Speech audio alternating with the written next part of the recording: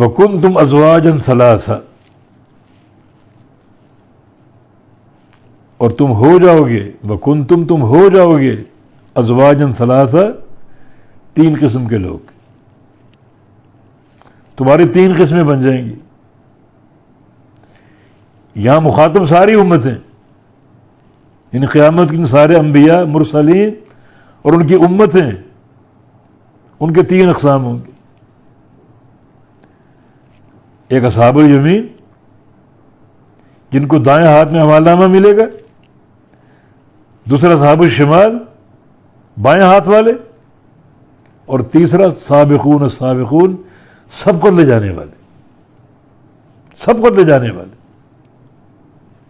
ایک مقام پر تین افراد کا ذکر، تین قسم کے لوگوں کا ذکر اس طرح کیا گیا، منہم ظالم لنفسہ، ایک تو اپنے اوپر ظلم کرنے والے، کفر کا ظلم، شرک کا ظلم، گناہ اور معصیتوں کا ظلم، دوسرا مقتصد، مقتصد کا معنی نیک عمل کرتے تھے، فرائض پڑھ لیتے تھے، نوافل ادا نہیں کر پاتے تھے،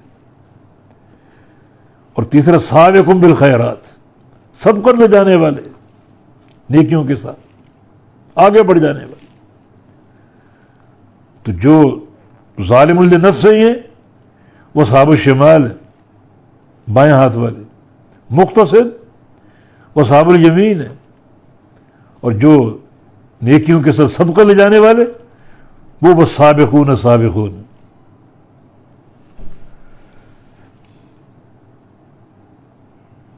تو قیامت کے دن لوگوں کی تین قسمیں ہوں گی، چوتھی کوئی قسم نہیں۔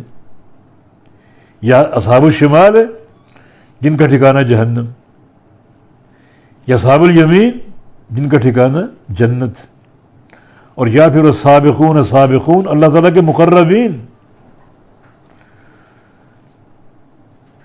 سبقت لے جانے والے۔